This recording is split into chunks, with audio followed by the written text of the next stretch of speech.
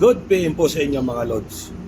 Meron na naman po tayong request mula sa ating subscriber. Magluluto po tayo ng ginisang upo. Yan lang po ang ating rekado. Igisa po muna natin ang bawang, sibuyas, kamatis. Pag nagisa na po natin ang bawang, sibuyas, kamatis, lagyan po natin ng patis. Tansyameter lang mga Lods ha.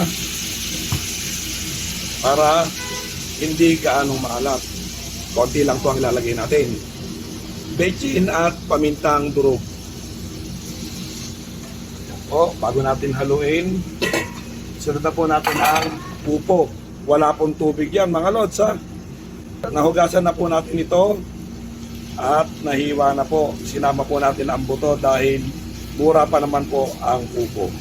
Lagay na po natin. Tsaka natin takpan. Antayin lang po natin ang 5 minuto, tsaka po natin hahaluin. After 5 minutes mga Lods, ito na po siya. Pwede na po natin haluin. Ayan po ha, hindi natin ito nilagyan ng tubig. Kusa po siyang nagtubig. Dahil upo ito. Kusa po siya magtutubig. Pakuluan lang po uli natin ng 3 minuto. Goods na po yan. After 3 minutes mga Lods, ito na po siya. Goods na po yan.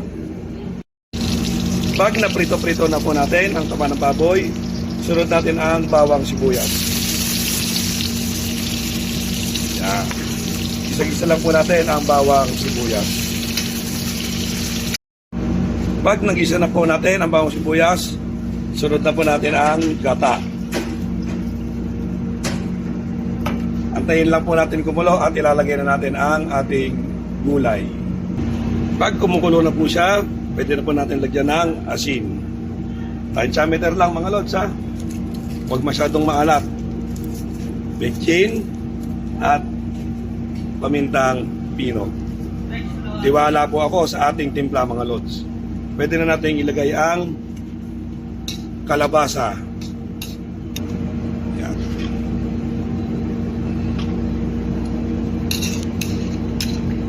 Ayan po. Andiyan na po ang kalabasa. Pwede na natin ibabaw ang sitaw. Tsaka natin tatakpan hanggang sa maluto.